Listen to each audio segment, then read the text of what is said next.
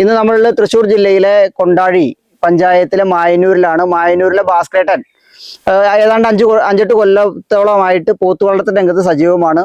വലിയ പൈസ മുടക്കൊന്നുമില്ലാതെ തീറ്റ ചെലവ് വളരെ കുറച്ചുകൊണ്ട് മറ്റ് പോത്തുകൾക്ക് വേണ്ടി ഒരുപാട് പൈസ ഒന്നും ചെലവാക്കാതെ തന്നെ വർഷാവസാനം അല്ലെങ്കിൽ പെരുന്നാൾ വരുന്ന സമയത്തേക്ക് പോത്തിനെ വളർത്തി അതിനെ വിറ്റ് അതിനുശേഷം വീണ്ടും പോത്തുകുട്ടികളെ വാങ്ങി വളർത്തുന്ന ഇങ്ങനെ ക്രമമനുസരിച്ച് ഒരു സൈക്ലിംഗ് മോഡലായി ക്രമമനുസരിച്ച് പോത്ത് വളർത്തൽ രംഗത്ത് നിൽക്കുകയും അതിൽ നിന്ന് പരമാവധി ലാഭം കണ്ടെത്തുകയും അതിലൂടെ ഉപജീവന മാർഗം കണ്ടെത്തുകയും ചെയ്യുന്ന ഭാസ്കരേട്ടന്റെ വിശേഷങ്ങളും പോത്ത് വളർത്തൽ രീതികളുമാണ് ഇന്നത്തെ വീഡിയോയിൽ പൂർണ്ണമായിട്ട് ഉൾക്കൊള്ളിച്ചിരിക്കുന്നത്. ഭാസ്കരേട്ട, നമ്മുടെ വീഡിയോയിലേക്ക് സ്വാഗതം, ഫാമി മലയാളത്തിലേക്ക് സ്വാഗതം. ഈ പോത്തിനൊക്കെ നമ്മൾ എവിടെ നിന്ന് വാങ്ങാറ്? വാണിയംകുളം ചന്തയെന്നാണോ? ചന്തയെന്ന്. അപ്പൊ ഏത് സമയത്താണ് പോത്തിനെ വാങ്ങുക? അങ്ങനെയുണ്ടോ? ഈ പെരുന്നാൾ കഴിഞ്ഞാൽ വാങ്ങും. പെരുന്നാൾ എന്ന് പറഞ്ഞാൽ വലിയ പെരുന്നാൾ കഴിഞ്ഞാൽ? ബക്രീദ് കഴിഞ്ഞാൽ വാങ്ങും. അടുത്ത ബക്രീദിന് വെക്കുകയും ചെയ്യും.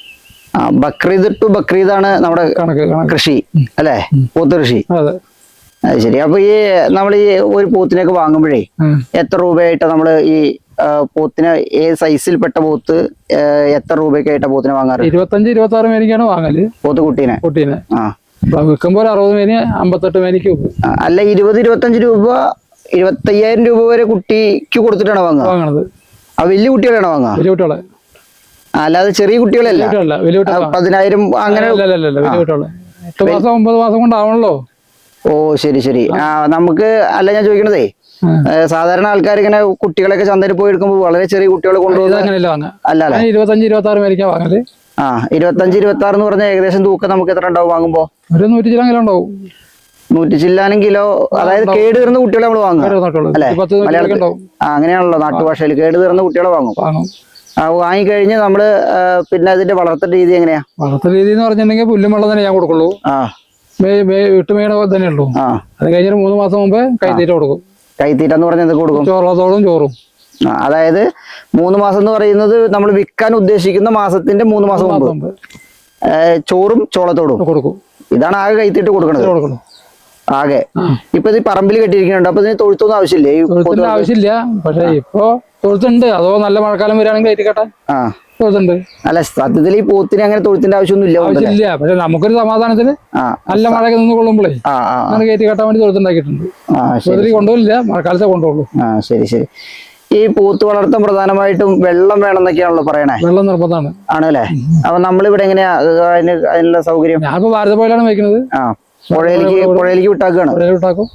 വെള്ളം കുടിച്ചാൽ നടക്കും. ഓ ശരി ശരി ശരി. അപ്പൊ നമുക്ക് ഇപ്പൊ 8 മാസം കൊണ്ട് ഇപ്പോ ബക്രീദിനെ വിൽക്കുന്നു, പിന്നെ കുട്ടികളെ ബക്രീദ് കഴിയുമ്പോൾ വാങ്ങുന്നു. ഏതാണ്ടൊരു 8 മാസം ഗ്യാപ്പ്. ബക്രീദ് കഴിഞ്ഞ് 2 മാസം കഴിയുമ്പോൾ വാങ്ങാം അല്ല? അതായത് മഴ തുടങ്ങുന്ന സമയത്ത് 8 മാസം 9 മാസം. അതായത് കാര്യണ്ടേ, വേനൽക്കാലം ആയതുകൊണ്ട് പെരുന്നാൾ ഇങ്ങോട്ട് വേനൽക്കാലത്ത് വരികയാണ്. ഓ ശരി. അപ്പൊ അതുകൊണ്ട് വലിയ കുറച്ച് ക്ഷീണം ചെയ്യും. മഴക്കാലം കിട്ടുകയാണെങ്കിൽ പോത്ത് വളർച്ചയ്ക്ക് നല്ല മെച്ചമുണ്ട്. മഴക്കാലം നമുക്ക് കിട്ടണം. മഴക്കാലം കിട്ടിയാലും പോത്ത് വളർച്ചയ്ക്ക് കിട്ടുള്ളൂ. ഓ ശരി. ഇപ്പൊ വേനൽക്കാലത്ത് ഇങ്ങോട്ട് പെരുന്നാള് ഇങ്ങോട്ട് വരികയാണ്. മെയ് മാസം 27-ാം തീയതി പ്രാവശ്യം പെരുന്നാള്. ഇപ്പൊ ലേശം ക്ഷീണം ചെയ്യും. അതായത് ഇപ്പൊ അങ്ങോട്ട് പോവുകയാണെങ്കിൽ പോത്ത് ഒന്നും കൂടി വലുതാവും. ഇങ്ങോട്ട് വരികയാണെങ്കിൽ ലേശം നഷ്ടത്തിൽ വരും. ഓക്കെ. ഈ ബലി പെരുന്നാളിന് പോത്ത് കൊടുക്കുള്ളൂ എന്ന് പറയാനുള്ള കാരണം എന്താ? ബലി പെരുന്നാളാണ് നമുക്ക് മാർക്കറ്റ് വില കിട്ടുള്ളൂ. മറ്റേത് നമ്മൾ ഇറച്ചിയുടെ വില കിട്ടുള്ളൂ. ബലി പെരുന്നാൾ എന്ന് പറയുമ്പോൾ മാർക്കറ്റ് വിലയുണ്ട്. മാർക്കറ്റ് വില മോഹവിലയിലേക്ക് പോകൂലേ? അതാണ് മാറ്റം. ഓ ശരി ശരി. ഇപ്പൊക്കെ നമ്മള് പോത്തിനെ കൊടുക്കുമ്പോഴേ ഇത്ര രൂപ എങ്ങനെ ഏകദേശം കണക്കാക്കിയാണോ കൊടുക്കുക?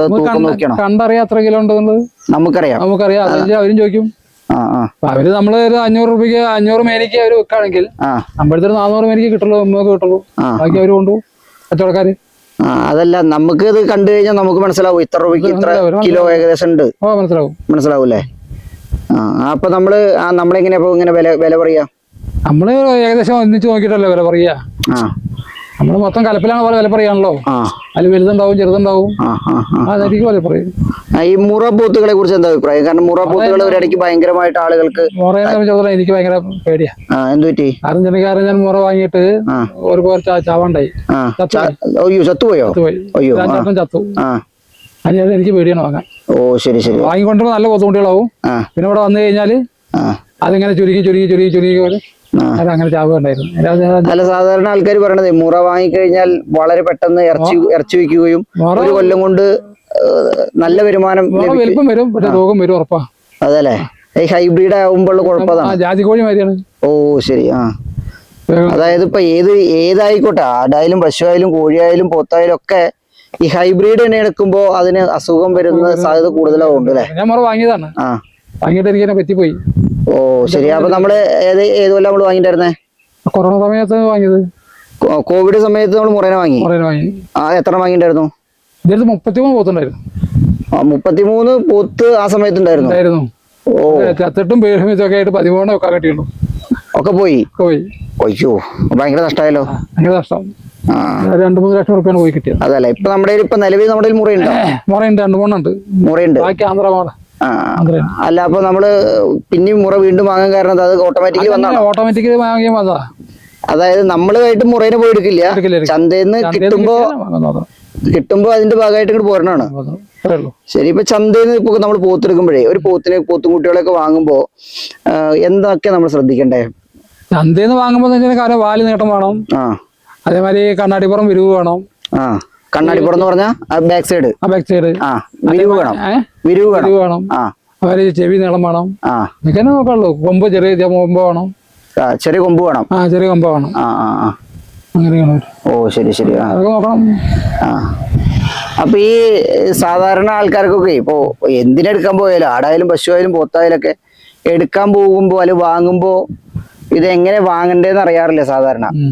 അത് എങ്ങാനും എന്തെങ്കിലും മോശം കുട്ടികളെ കിട്ടുമോ എന്നുള്ള പേടി കൊണ്ടൊക്കെ ആയിരിക്കും. കച്ചവടക്കാർ ചിലപ്പോ പറ്റിക്കും. അങ്ങനെ എന്തെങ്കിലും അനുഭവം ഉണ്ടായിട്ടോ നമുക്ക്?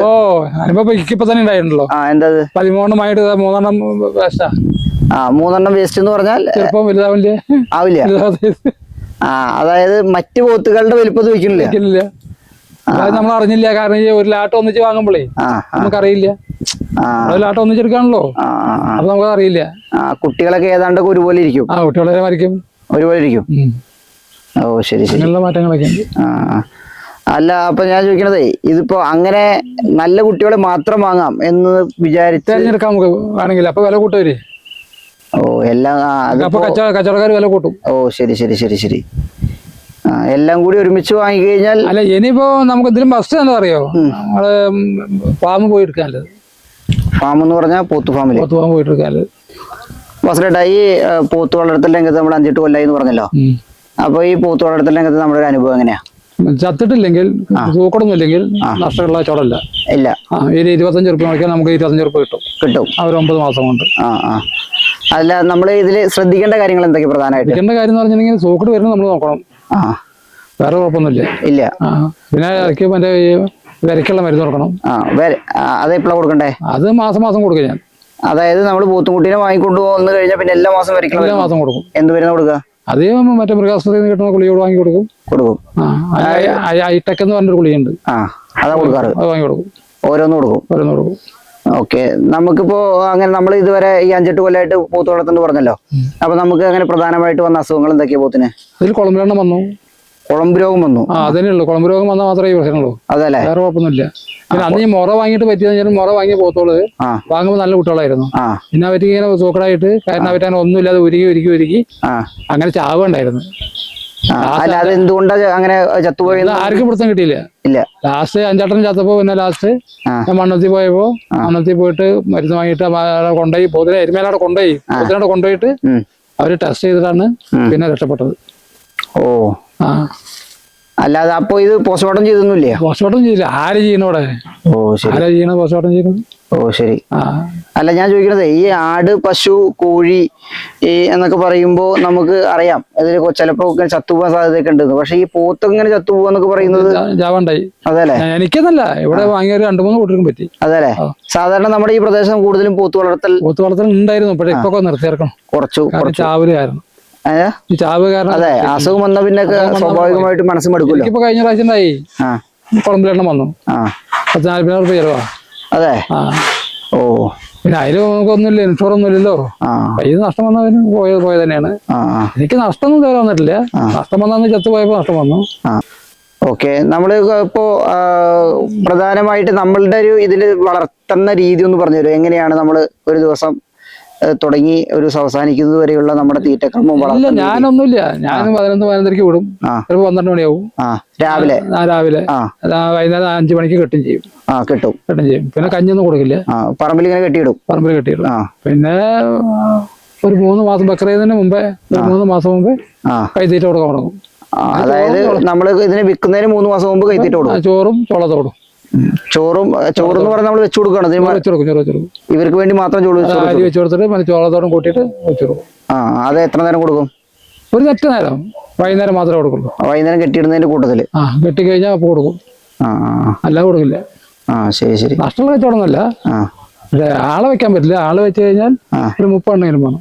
അതായത് പണിക്കാരെ വെച്ചാൽ നമുക്ക് സ്വന്തമായിട്ട് ഇങ്ങനെ നിൽക്കുകയാണെങ്കിൽ കുഴപ്പമില്ല. 10 എണ്ണൊക്കെ നമുക്ക് വളർത്താൻ പറ്റൂലേ? വളർത്തിയാലേ കാര്യമുള്ളൂ. 10 എണ്ണെങ്കിലും വേണം ഈ മെനക്കെടുന്നതിന്. നമുക്ക് ഇപ്പോ നല്ല കുട്ടികളൊക്കെ കിട്ടിക്കഴിഞ്ഞാലേ ഒരു വർഷം കൊണ്ട് അല്ലെങ്കിൽ 8-9 മാസം കൊണ്ടൊക്കെ എത്ര തൂക്കം വരെ ആവാം? അങ്ങനെയുണ്ടോ? ആവല്ലോ. എങ്ങനെയാ? നല്ല കുട്ടികളൊക്കെ ആണെന്നുണ്ടെങ്കിൽ 500 കിലോനൊക്കെ വരും. നല്ല കുട്ടികളൊക്കെ ആണെങ്കിൽ. അതല്ലേ? അതിപ്പോ ഈ ഏകദേശം 1.5 വയസ്സൊക്കെ ആയിട്ടുള്ളവരെ വാങ്ങിയ നല്ല കുട്ടികൾ 500 കിലോനൊക്കെ വരും. 500 കിലോ ഉണ്ടാവും. ശരി. ഈ പൂത്ത് കൃഷി ഭാസ്കരന്റെ അനുഭവത്തിൽ ലാഭമാണോ? ലാഭമാണ്. നഷ്ടം വരില്ല. ഉറപ്പിച്ച് പറയാൻ പറ്റുമോ? ഉറപ്പിച്ച് പറയാൻ പറ്റും. ഓക്കെ.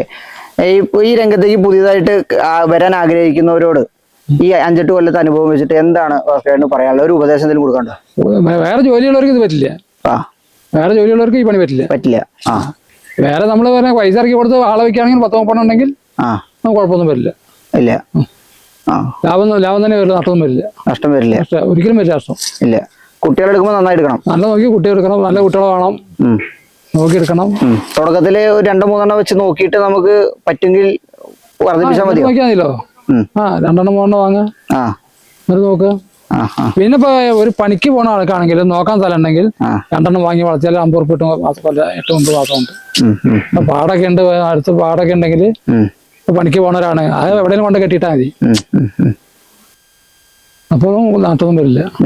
മഴക്കാലം തുടങ്ങുമ്പോ പൂത്തുകളെ വാങ്ങുകയും അത് മഴക്കാലം അവസാനിച്ച് വേനൽക്കാല പകുതിയോടുകൂടി ബലിപെരുന്നാൾ വരുമ്പോ ആ